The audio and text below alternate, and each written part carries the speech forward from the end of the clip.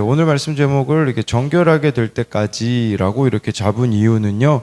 14절에 보면 성소가 정결하게 되리라라는 표현이 나오기 때문이라는 것이에요. 이것은 고난의 연단을 통해 회개에 이르러 정결하게 되어진 우리의 모습을 상징하는데 우리로 말하자면 성화의 과정이다라고 여러분들이 생각하시면 돼요. 그렇기 때문에 내가 거룩하게 변해가기 위해서 허락된 고난이 있다라는 것이에요. 그래서 정말 저와 여러분들이 어떻게 하나님 앞에서 성화되어질 수 있을지, 정결하게 되어질 수 있을지 함께 나누겠습니다. 첫 번째로요, 정결하게 되려면 자신의 뜻과 의지를 버려야 합니다. 더 구체적으로는 나의 나라를 버려야 합니다라고 할 수 있습니다. 1절부터 4절인데요. 나 다니엘에게 처음에 나타낸 환상 후 벨사살 왕 제3년에 다시 한 환상이 나타나니라. 이렇게 한 절씩 좀 설명을 드리자면, 다니엘이 지금 두 번째 환상을 봅니다. 첫 번째 환상은 벨사살 왕 원년이었기 때문에 지금 3년이라는 것은 2년 후에 다니엘이 또 환상을 보았다라고 볼 수 있어요. 2절에 내가 환상을 보았는데 그것을 볼 때 내 몸은 엘람 지방 수산성에 있었고 내가 환상을 보기는 을레 강변에서이니라 라고 말씀해 주고 있어요. 성경에 보면요, 환상을 강가에서 본 경우들이 있거든요. 예를 들자면 에스겔은 그발 강가에서 이렇게 환상을 보았다고 나오는데, 다니엘 역시 엘람 지방 수산성의 을레 강가에서 환상을 보았다라고 볼 수가 있는데요. 이것은 지금 사로잡혀 있는 그 상황 가운데서 본 환상이라는 뜻이에요. 이 흘러가는 강물을 바라보며 유대인들은 이방 땅에 살면서 겪는 애환과 더불어 자신들의 비참한 현실과 역사에 대해 이런저런 생각에 잡히게 되었을 그때 하나님께서는 이렇게 환상을 보여주셨다라는 것이에요. 3절에 내가 눈을 들어본 즉 강가에 두 뿔 가진 수량이 섰는데 그 뿔이 다 길었고 한 뿔은 다른 뿔보다 길었고 그 긴 것은 나중에 난 것이더라 하면서 4절에 내가 본 즉 그 수량이 서쪽과 북쪽과 남쪽을 향하여 받으나 그것을 당한 짐승이 하나도 없고 그 손에서 구할 자가 없으므로 그것이 원하는 대로 행하고 강하여졌더라 라고 말씀해 주고 있습니다. 그래서 이 강력한 두 뿔 가진 수량이 서쪽 남쪽을 향해 들이받지만 당해낼 짐승이 없었다라고 말해 주는데요. 이것이 무엇을 말하는 거냐면요, 두 뿔 가진 수량은요, 여러분 이 바벨론 이후에 바벨론, 메데, 바사 이런 나라들로 이어지거든요. 두 뿔 가진 수량은요, 메데와 바사가 결합하여 하나의 나라를 이루었음을 뜻하는 것입니다. 그래서 바벨론 이후에 메데라는 나라가 나오는데 이 나라는요, 바사, 우리가 알죠. 바사는 페르시아를 말하거든요. 페르시아 왕 고레스에 의하여서 점령당했기 때문에 이 수량은요, 페르시아를 뜻한다라고 볼 수가 있습니다. 여기 4절에 나오는 표현이 7절에도 나오는데요. 좀 이렇게 먼저 봐두면요. 그렇다면 이 수량이 강대국인 페르시아를 뜻한다면 강대국의 특징이 뭔지 4절 후반절에 보면 나와 있어요. 그것이 원하는 대로 행하고 강하여졌더라 라고 말씀해 주고 있습니다. 세상 강대국의 특징은 뭐냐면 자신이 원하는 대로 마음껏 행하는 것이에요. 원하는 대로 행한다라는 것은요, 상대방에게 자기 뜻을 마음대로 행할 수 있는 상태를 말하는 것이라고 볼 수가 있죠. 여러분 이 강대국의 특징이 뭐냐? 이웃에게 자기 마음대로 행한다라는 것이에요. 이 세상 나라가 커지면 어떻게 됩니까? 이웃을 하찮게 여기게 되어져요.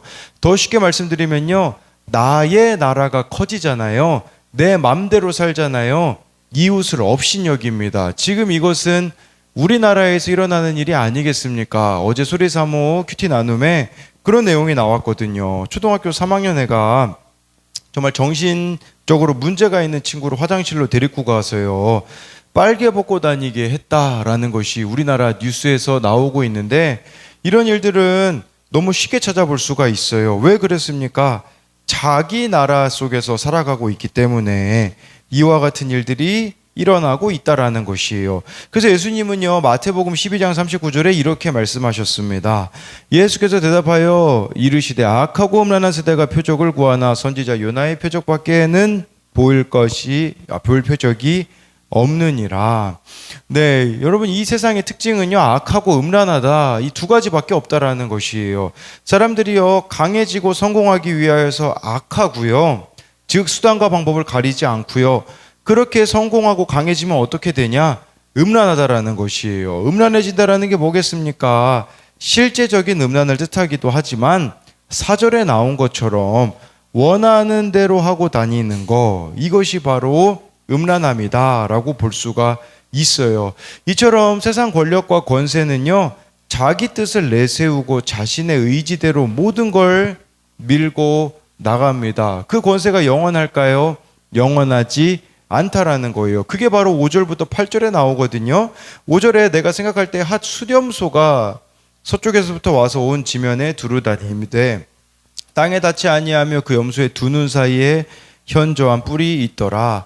6절에 그것이 두 뿔 가진 수량 곧 내가 본 바 강가에 섰던 양에게로 나아가되 분노한 힘으로 그것에게 달려가더니. 먼저 설명드리면요, 네, 여기 보면 이제는 우리가 양이 나왔잖아요. 숫양이 페르시아를 뜻한다고 하는데, 예, 여기 수렴소가 나옵니다. 수렴소는 무엇을 뜻하는 거냐면요, 바로 헬라 제국을 뜻하는 거예요. 헬라 제국.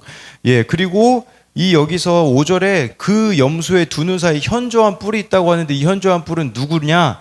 알렉산더 대왕을 가리키는 것이라고 볼 수가 있어요. 그래서 알렉산더가 7절 8절에 보면요, 예, 내가 본즉 그것이 수장에게로 가까이 나가선 더욱 성내어 그 양을 쳐서 두 뿔을 꺾으나 수장에게는 그것을 대적할 힘이 없으므로 그것이 수장을 땅에 엎드려뜨리고 짓밟았으나 수장을 그 손에서 벗어나게 할 자가 없었더라. 수렴소가 스스로 심히 강대하여 가더니 강성할 때에 그 큰 뿔이 꺾이고 그 대신 현저한 뿔 넷이 사방을 향하여 났더라 라고 말씀해주고 있어요. 여러분, 이걸 잘 읽어봤을 때 뭐 긍정적인 평가나 그런 게 있습니까? 없습니다. 여러분, 알렉산더가요, 얼마나 놀라운 일을 했습니까? 많은 영토들을 차지하고 전 세계를 헬레니즘으로 통일시켰거든요. 세상에서는 대단한 인물이었어요. 그렇지만 성경에서는 알렉산더에 대해서 긍정적인 평가나 암시를 찾아볼 수 없다라는 것이에요. 무슨 뜻이냐면 세상의 기준과 하나님의 기준은 다르다라는 것이에요.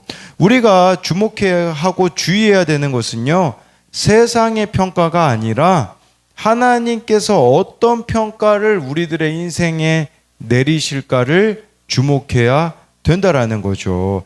7, 8절의 내용은 수량이 그 페르시아가 얼마나 강했어요. 그렇지만 수렴소의 공격에 대항하지 못하고 희생당한다라는 거죠. 즉 알렉산더에 의하여서 페르시아가 멸망당하게 될 것을 말씀해주고 있는 것이에요. 7절에 그 아이러니를 보십시오. 4절에 막 페르시아가 그렇게 잘 나갈 때요, 강한 힘을 떨쳤잖아요. 근데 그 힘도 쇠하게 되고요, 지금 이 헬라도 또 똑같이 이렇게 교만해졌거든요.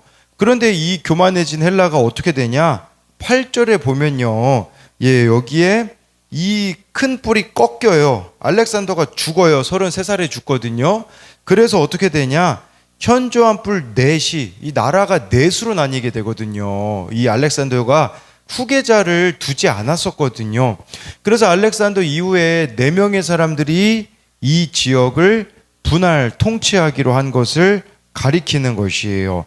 이것이 우리들에게 뭘 말해주는 거겠습니까? 여러분, 크고 강하여서 전 세계를 발 아래 두는 것 같지만 그토록 강한 역시 언젠가는 무너지고 사라진다라는 것을 말씀해 주는 것이에요. 보면 볼수록 알 수 있는 것이 뭐냐면, 크고 강한 나라일수록 다른 나라와 백성들을 잔인하게 짓밟고 하나님을 대적하고 거스른다라는 것이에요. 우리와 연결시켜 보자면, 내가 주인 삼은 나의 나라가 커질수록 하나님을 무시하고 사람을 무시하게 된다라는 것을 알아야 합니다.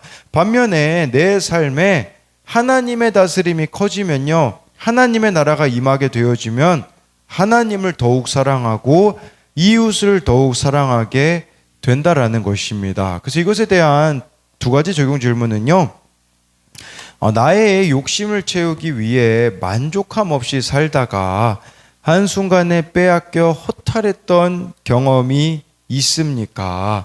내가 주인 삼은 여러분 나의 나라는 이렇게 허탈할 수밖에 없음을 말씀드리는 것이고요. 또 한 가지는요, 나의 삶에는 내가 주인 삼은 나의 나라가 커지고 있습니까? 아니면 하나님의 다스림을 받는 하나님의 나라가 커지고 있습니까? 네, 두 번째로요, 정결하게 되려면 큰 환난과 고난을 통과해야 합니다. 9절부터 12절인데요. 그중 한 뿔에서 또 작은 뿔 하나가 나서 남쪽과 동쪽과 또 용화로운 땅을 향하여 심히 커지더니, 이 한 뿔이라는 게 뭐냐면요, 그 알렉산더가 죽고 나서 8절에 보니까 뿔 넷으로 나눠졌다고, 네 나라로 나눠졌다고 했잖아요. 그 중에 하나를 가리키는 거예요. 그런데 이 뿔이 왜 언급이 됐냐? 여기 9절에 보니까 영화로운 땅을 향하여 심히 커졌다. 영화로운 땅이 어디냐? 예루살렘이라고 볼 수 있어요. 그러니까 지금 조금 지루할 수 있지만 알렉산더 이후에 나라가 넷으로 나뉘었는데 그 중에 이렇게 예루살렘, 즉 이스라엘을 통치했던 한 뿔에 대하여서 언급하고 있는 것이에요. 10절에 그것이 하늘 군대에 미칠 만큼 커져서 그 군대와 별들 중에 몇을 땅에 떨어뜨리고 그것을 짓밟고 라고 하는데, 여러분 이 한 뿔이 누구냐면요, 우리가 가지고 있는 성경에는 안 나와 있어요. 왜냐하면 이것이 말라기에서 마태복음 사이를 신구약 중간사라고 하거든요. 이때 안티오코스 4세 에피파네스를 가리킵니다. 이 사람이요 엄청난 핍박을 예루살렘에 가했거든요. 그 안티오코스 4세 에피파네스를 가리킵니다.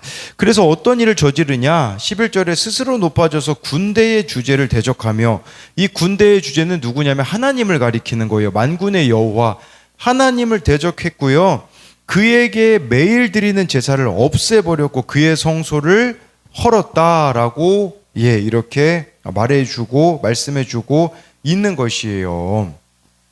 네, 그래서 이게 역사 속에 보게 되어지면요, 안티오코스 에피파네스가요 신앙을 가졌다라는 이유로 수만 명의 사람을 죽였고요, 심지어 성전 제사도 폐지했어요.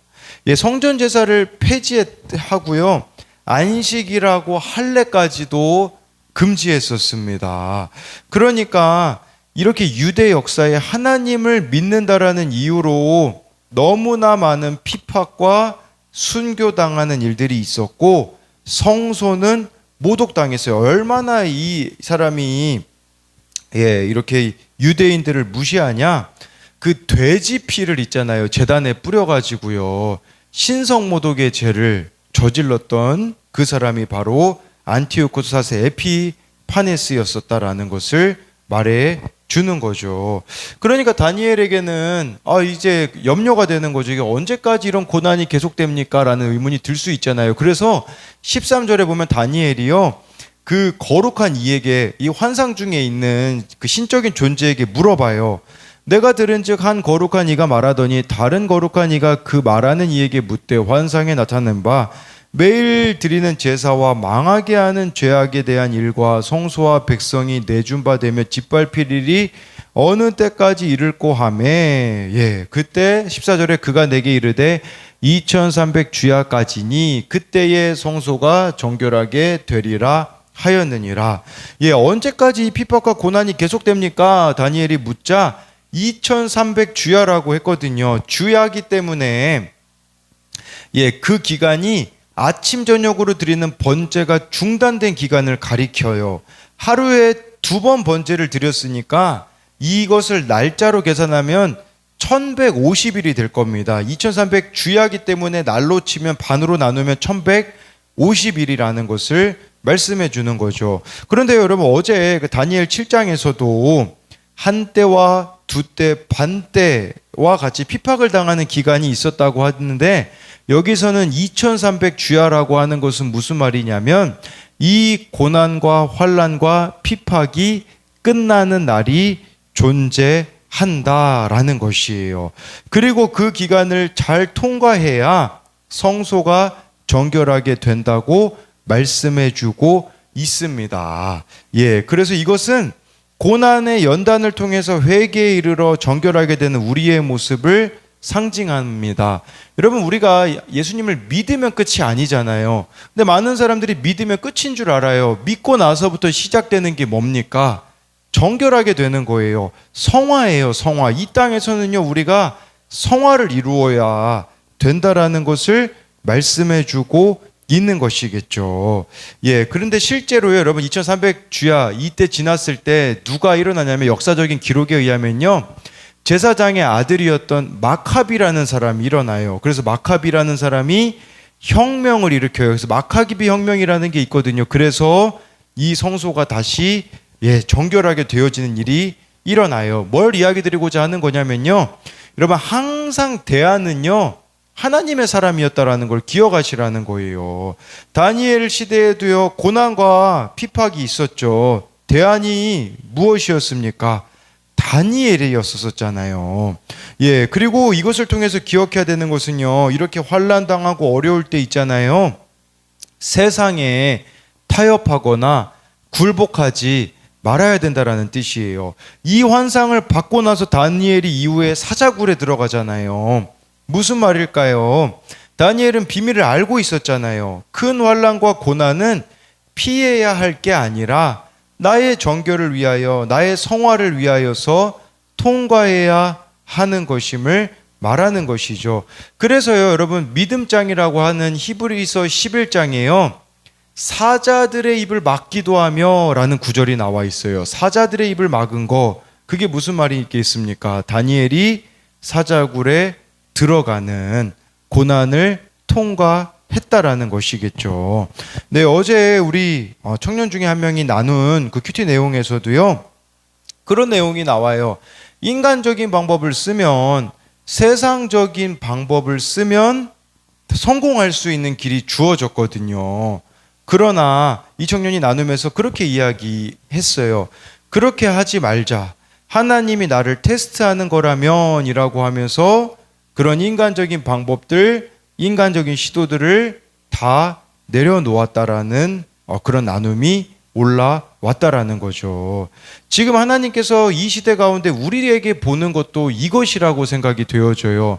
인간적인 방법을 쓰면요, 2300주야까지 안 기다려도 됩니다. 안 기다리면 어떤 일이 벌어집니까? 정결하게 되어지지 못하는 것이라는 거겠죠.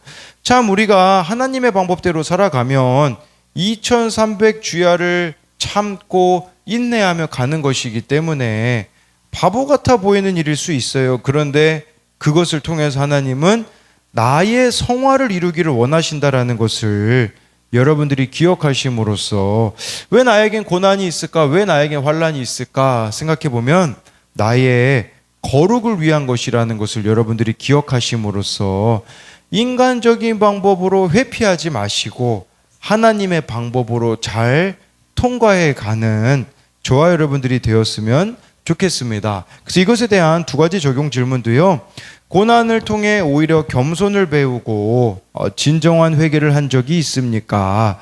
그것이 나를 정결케 한다는 것을 알고 있습니까? 또 한 가지는요, 큰 환난과 고난을 세상적인 방법으로 회피하려고 하지는 않습니까? 하나님의 방법으로 통과하기에 사자굴에 들어갔는데 사자의 입을 하나님이 막아주신 경험이 있습니까? 예, 다니엘이 이 환상의 비밀을 깨달았기 때문에 결국은 사자굴에 들어갔다라는 거죠. 사자굴에 들어갔을 때 하나님이 입을 막아주시는 것과 같은 그런 하나님의 숨겨진 역사가 있다라는 것을 저와 여러분들이 믿음으로, 정말 오늘도 믿음으로 살아가야 한다는 것입니다.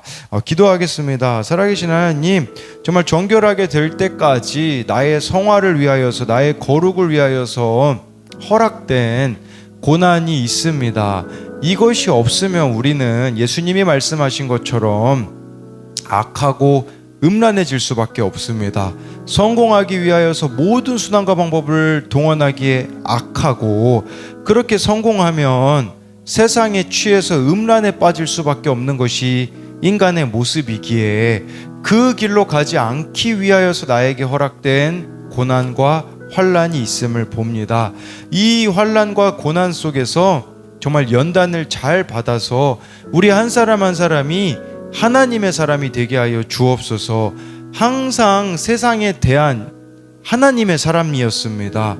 이 세상이 지금 하나님을 대적하고 정말 자기 소견에 옳은 대로 살아가는 것과 같은 시대를 살아가고 있지만, 우리 한 사람 한 사람이 하나님의 사람이 되어서 정말 이 세상에서 대안이 되어지는 역사가 우리들을 통해 이루어지게 하여 주실 것을 믿습니다. 그리하여서 오늘 나에게 주어진 하루하루 삶 가운데 정말 세상과 타협하지 않고 하나님의 말씀대로 믿고 살고 누리는 하나님의 사람들 되게 하여 주실 것을 믿으며 살아계신 예수님 이름으로 기도드립니다. 아멘.